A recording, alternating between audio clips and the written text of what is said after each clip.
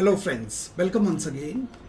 Tomorrow is 13th April 2025 and we have the UPSC examination for the National Defence Academy 1 2025 and CDS 1 2025 and जो भी लोग इसके लिए अब तक प्रिपेयर किया है कल के लिए बहुत बहुत best wishes, perform well and I am sure आपने जो भी मेहनत किया वो रंग लाएगा. All the best.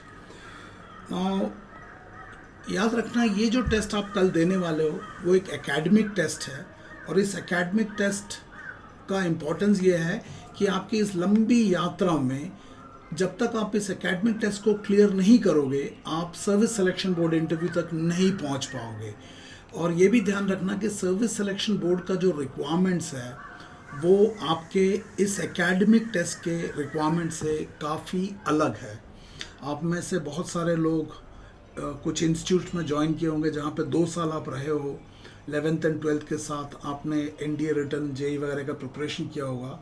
याद रखना आपने एकेडमिक टेस्ट के लिए 2 साल प्रिपेयर किया है और 1-1.5 महीने के अंदर इसका रिजल्ट आ जाएगा और उसके बाद आप जाओगे सर्विस सिलेक्शन बोर्ड इंटरव्यू में. सो ये जो कल का टेस्ट है एनडीए एंड सीडीएस का, अगर आप वो क्लियर कर लेते हो तो वो आपको एक एंट्री देगा एसएसबी में जाने के लिए. लेकिन एसएसबी में रेकमेंड होगा या नहीं होगा वो डिपेंड करता है कि आप एसएसबी में 5 दिन में कैसे परफॉर्म करते हो. इस एकेडमिक टेस्ट का कोई भी वेटेज वहाँ पे नहीं है. ओनली वो फाइनल मेरिट में जरूर मदद करेगा, लेकिन you may be merit list 1 in the NDA/CDS का, but if you don't make it in the SSB your game is over. उसी जगह में you may be 200 in the merit list return का, but you can be OR अपना all India rank 1 based on the performance in the SSB. So all those combination will see. तो याद रखना कल आप जो टेस्ट देने जा रहे हो वो ये वाला रिटर्न टेस्ट देने जा रहे हो which is an academic test. और अगर ये क्लियर हो जाता है तो आपको ये सर्विस सिलेक्शन बोर्ड के एंट्री मिल जाएगा, वरना एंट्री ही नहीं मिलेगा. So that is the important. So 1.5 साल का मेहनत है, 2 साल का मेहनत है या जो भी आपने किया हुआ रिटर्न टेस्ट का. All the best once again. इस वीडियो में मैं थोड़ा सा आगे बताऊंगा कि आपको जैसे ही कल ये टेस्ट खत्म हो जाएगा आपके पास टाइम नहीं है कि आप रिटर्न का रिजल्ट आए और फिर एसएसबी का तैयारी करो. याद रखना एसएसबी में वही लोग जाएंगे जो रिटर्न क्लियर करेंगे और एसएसबी का सिलेक्शन रेट बहुत कम है.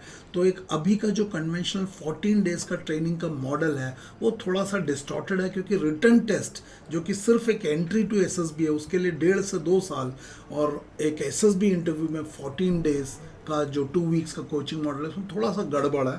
उसको मैं यहाँ पे एक्सप्लेन करने की ज़रूरत बताता हूँ. तो लेट अस अज्यूम कि आपने कल जो एग्ज़ाम दिया उसमें क्लियर हो जाते हो और रिटर्न का क्लियर होने के बाद आपको एसएसबी का कॉल लेटर आ जाता है और आप इन बच्चों की तरह एसएसबी के एंट्री मिल जाता है. फॉर एग्जांपल यहाँ पे इलाहाबाद का सिलेक्शन सेंटर ईस्ट लिखा है. नाउ कल का एग्ज़ाम ख़त्म होते ही I think you should switch your focus कि भैया आगे क्या. अगर रिटर्न क्लियर हो गया तो आगे की तैयारी कैसे करना. Do not wait till the return का रिजल्ट आए.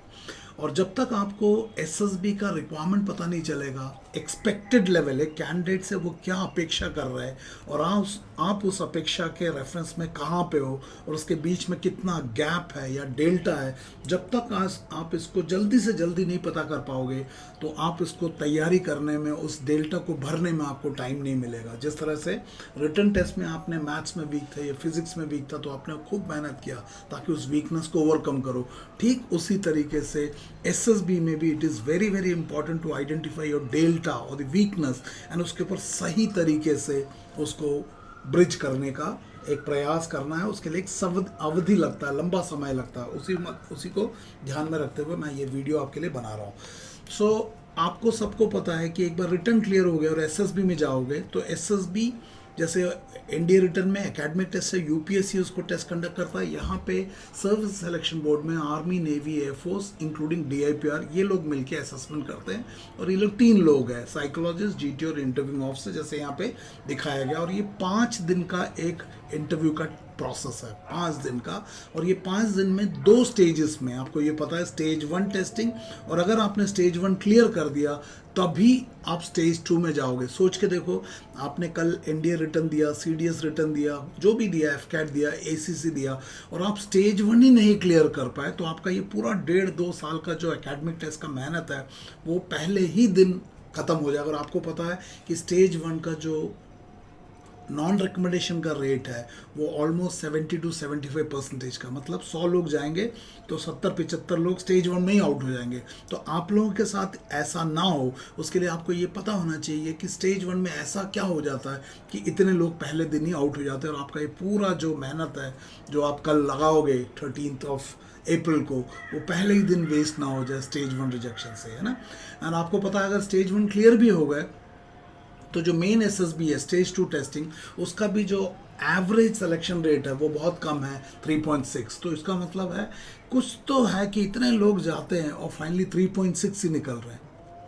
सो it is very very important, जैसे आपने एनडीए रिटर्न, सीडीएस रिटर्न के लिए तैयारी कर रहे हो, मेहनत किया है, ठीक उसी तरीके से यहाँ पे भी ये जानने की ज़रूरत है कि इतना शार्प रिजेक्शन क्यों है और वो क्या कारण है जिसके कारण इतने लोग निकलते हैं, और उसे समय रहते कैसे ठीक किया जा सकता है। सो ये है पूरा का पूरा एसएसबी का फ्लो चार्ट, आप लोगों को पता होगा।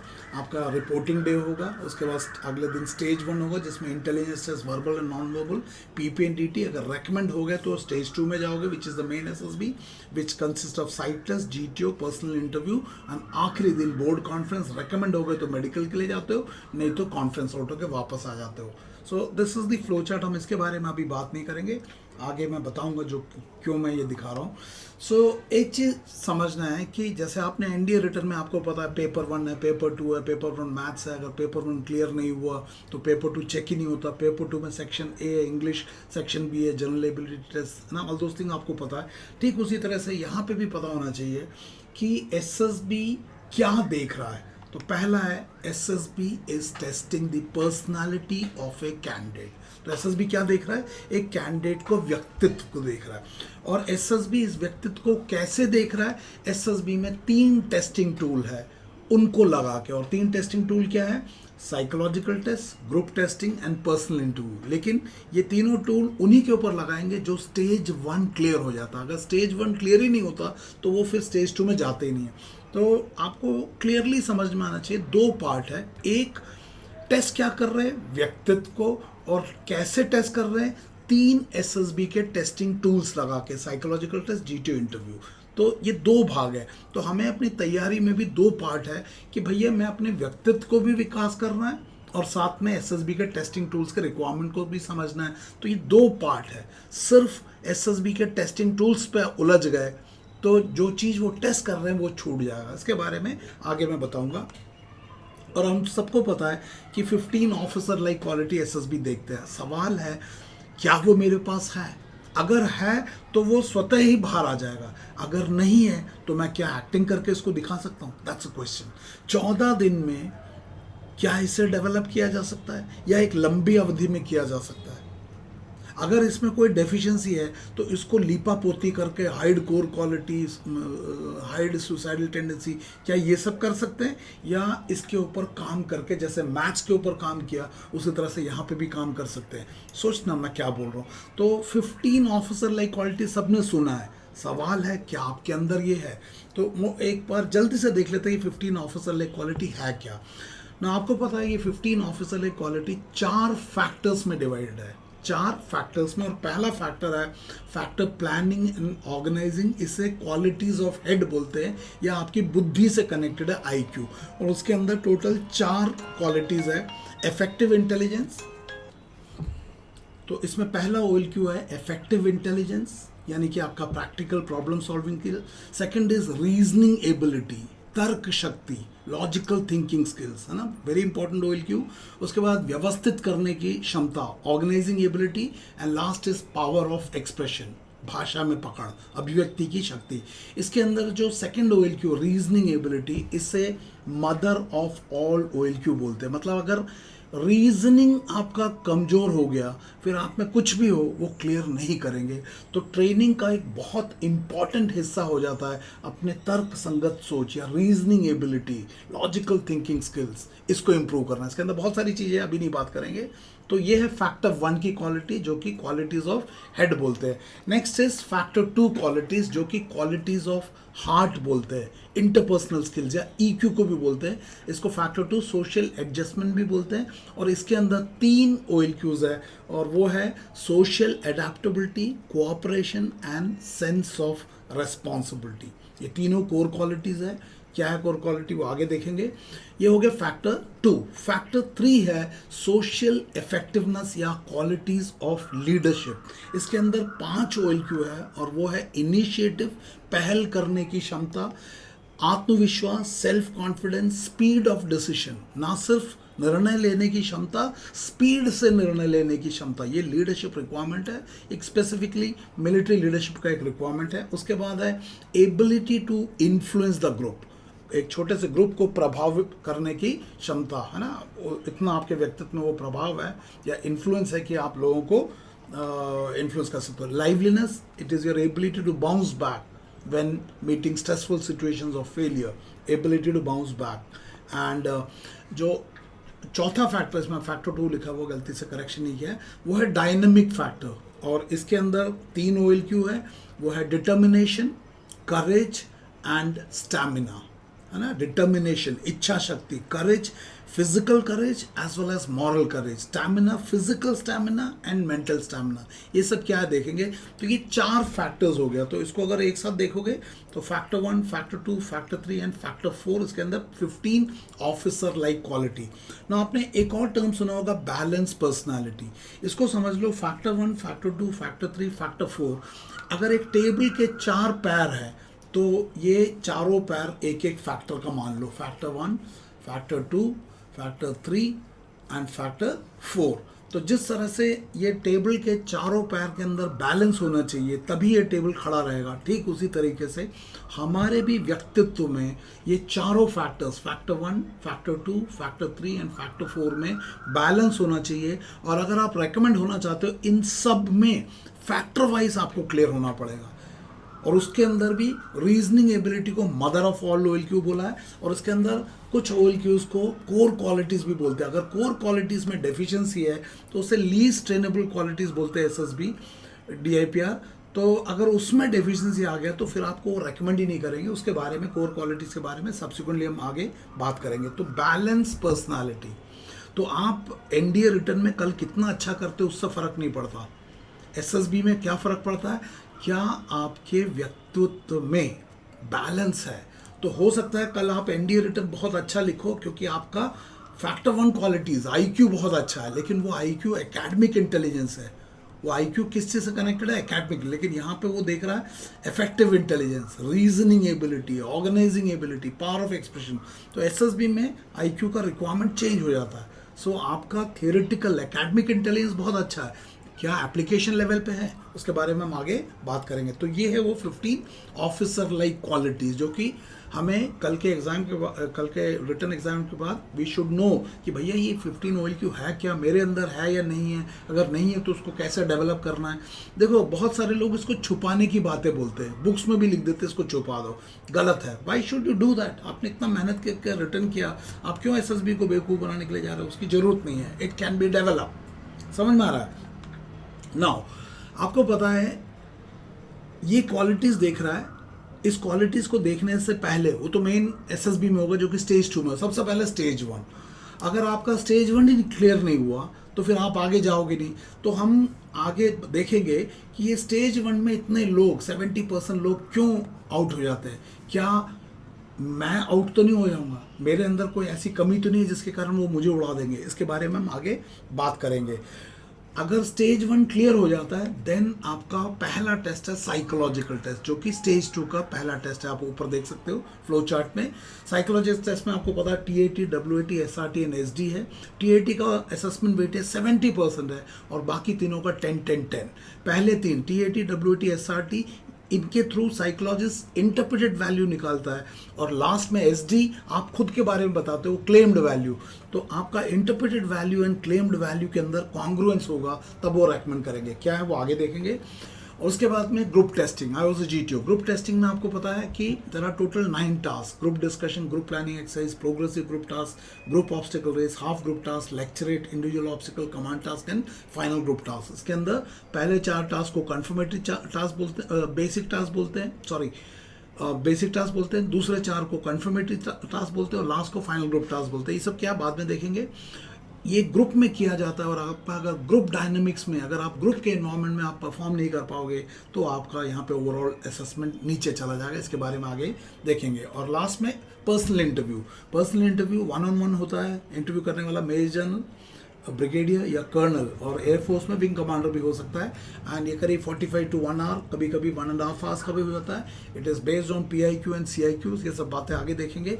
तो ये 5 दिन का ये टेस्ट का प्रोसेस है, और आखिरी दिन जब ये इंटरव्यू भी सबका खत्म हो जाता है, आखिरी दिन बोर्ड कॉन्फ्रेंस होता है। इस बोर्ड कॉन्फ्रेंस में ये तीनों लोग पहली बार कैंडिडेट को डिस्कस करते हैं और कलेक्टिवली एक डिसीजन लेते हैं इस कैंडिडेट को रेकमेंड करना है या नहीं करना। जैसे ये लड़की है, ये रेकमेंड हो गई है, तो ये रेकमेंड होने के लिए क्या कॉम्बिनेशन है वो सब हम आगे देखेंगे। लेकिन what you have to understand, हम सब SSB जा रहे हैं रेकमेंड होने के लिए, लेकिन रेकमेंड होते हैं 3.6%। सवाल ये है, विल वी गेट रेकमेंडेड, और नहीं तो क्या कारण है। तो इसके लिए हमें ये बहुत ज़रूरी है कि हम अपने डेफिशिएंसी को पहले ही समझ ले और उसके मुताबिक हम अपने आप को तैयार कर ले, वरना इस 3.6 में आना एक चैलेंजिंग टास्क हो जाएगा। लड़कियों के लिए देखो कितनी सारी लड़कियां आज कल जो है एनडीए रिटर्न दे रही होगी, उसमें से काफ़ी सारी लड़कियां जो है रिटर्न क्लियर करेगी। बहुत सारी लड़कियां SSB भी क्लियर कर जाएगी, मेडिकल भी क्लियर कर जाएगी। याद रखना, टोटल वैकेंसी इंडिया के लिए 35 है। आपको ना सिर्फ SSB क्लियर होना है, you will come into that 35 merit में। So it is high stake interview, आपको मेहनत करना पड़ेगा। तो रिटर्न के बाद, रिटर्न का रिजल्ट आने तक वेट नहीं करना। आगे बताता हूँ क्यों मैं ये सब बोल रहा हूँ। तो 2 पार्ट हो गया। What they are looking for, personality of a candidate which consist of 4 factors: factor 1, factor 2, factor 3, factor 4. How they are trying to find it out? Using 3 SSB testing tool: psychological test, group testing and personal interview. इससे भी पहले एक stage 1, अगर stage 1 clear होगा तो main testing में डालेंगे, नहीं तो पहले ही भेज देंगे। सो यहाँ तक आपको ये क्लियर हो गया कि 2 पार्ट है पर्सनालिटी का assessment consisting of 4 factors and how it is being tested using 3 SSB testing tool. Now एक कैंडिडेट जब SSB जाता है रेकमेंड होने की उम्मीद से, तो सिर्फ उम्मीद करके इच्छा के ऊपर नहीं जा सकता। The candidate must have complete clarity कि मुझसे ये अपेक्षा क्या कर रहे हैं, और उस अपेक्षा के रेफरेंस में मेरा अभी का स्तर कितना है, उसके बीच का गैप या डेल्टा कितना है, इस डेल्टा को सही तरीके से कैसे भरना है, तभी इस लड़की की तरह हम रेकमेंड हो सकते हैं। तो जिस तरह से आपका कल के रिटर्न के लिए बहुत क्लैरिटी के साथ आप पिछले 1.5 साल से तैयारी कर रहे हो, 1.5-2 साल से, तो वेरी इंपॉर्टेंट इज कल का एग्जाम खत्म होते टाइम बहुत ज़्यादा टाइम नहीं है। You have to switch from the academic test to this personality based selection which is called service selection board interview, जिसका कि क्लियरेंस रेट इज़ 3.6, जिसमें कि स्टेज 1 में ही इतने लोग चले जाते हैं। इसकी एक सही समझ कल से ही अगर कर लिया और फिर कल से ही काम शुरू कर दिया, तो एनडीए रिटर्न आके जब तक SSB का आएगा, we would have fairly done our preparation, और जहाँ जहाँ डेफिशिएंसी उसको पूरा किया जा सकता है। इसी को ध्यान में रखते हुए मैं आपको ये बताना चाहता हूँ कि AFOCP का 3 days का we are conducting a free SSB interview orientation programme starting from tomorrow evening itself. ये कंप्लीटली फ्री है, and the aim is to give you a correct orientation, जैसे हम GPS लगाते हैं किसी यात्रा के शुरुआत में, ताकि हमें पता चल जाए कि हमको डेस्टिनेशन कहाँ जाना है, और GPS हमें रास्ता बता देगा। बिना GPS के हम किसी भी रोड पे जाएंगे, कितना भी मेहनत करेंगे, जरूरी नहीं है लक्ष्य पहुँचाएगा। तो कल ही हम अपने GPS को ऑन करेंगे इन वर्कशॉप के थ्रू। इसका डिटेल्स इस प्रकार है। ये वर्कशॉप जो है 13, 14 एंड 15 अप्रैल 2025 को होगा, एंड ये डेट आप नोट कर सकते हो। और इसका जो टाइमिंग है वो 8:45 PM से होगा, शाम को 8:45 PM से है, और ये जूम प्लेटफॉर्म के ऊपर होगा। तो ये कम्प्लीटली फ्री है, लेकिन इसको रजिस्ट्रेशन करना है। रजिस्ट्रेशन का लिंक मैं डिस्क्रिप्शन बॉक्स में दे दूंगा। उसके अलावा किसी को वहाँ पे प्रॉब्लम है तो आप इस नंबर पे मुझे व्हाट्सअप करना अपने नाम के साथ 9090099035, और मैं वो लिंक आपको दे दूंगा। आप खुद भी उसमें रजिस्टर करना और बाकी दोस्तों के साथ भी शेयर करना। दोबारा बोल रहा हूँ कि ये जो वर्कशॉप है 3 दिन का, ये कम्प्लीटली फ्री है, लेकिन रजिस्ट्रेशन मैंडेटरी है। लिंक डिस्क्रिप्शन में है, या फिर आप इस नंबर पे मुझे व्हाट्सअप कर सकते हो अपना नाम और एंट्री देके, एंड आपको मैं दे दूंगा। आप उसमें रजिस्टर करना, अपने साथियों के साथ भी शेयर करना, राइट नाउ। हो सकता है आप लोगों का वो रजिस्ट्रेशन करने के बावजूद जूम में एंट्री ना मिले, बिकॉज उसके अंदर सीट्स लिमिटेड है और ऑलमोस्ट वो फुल हो ही गया है।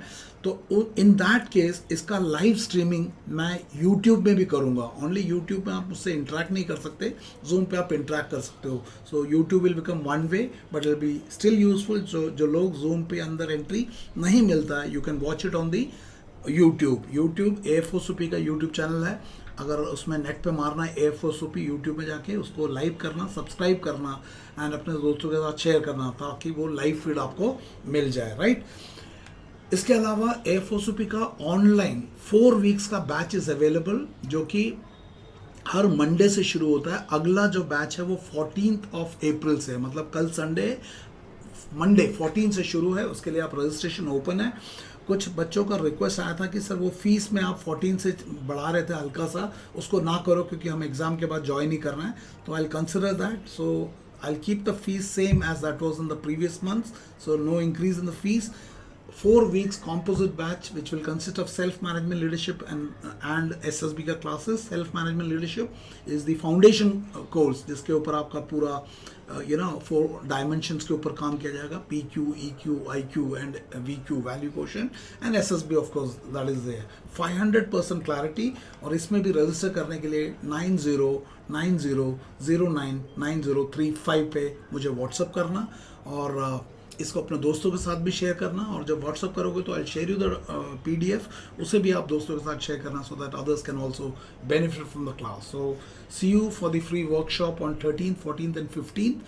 लिंक मैं दे दिया है, उसको रजिस्टर कर सकते हो। इनफैक्ट आज का रेगुलर क्लास भी मैं उसको ओपन कर दिया है, उसी कल वाले परसों वाले लिंक में करूँगा, कल परसों वाले में, so that you can join and get it comfortable. So आज, even though it is a regular class today, but you can still register and attend that session today, right?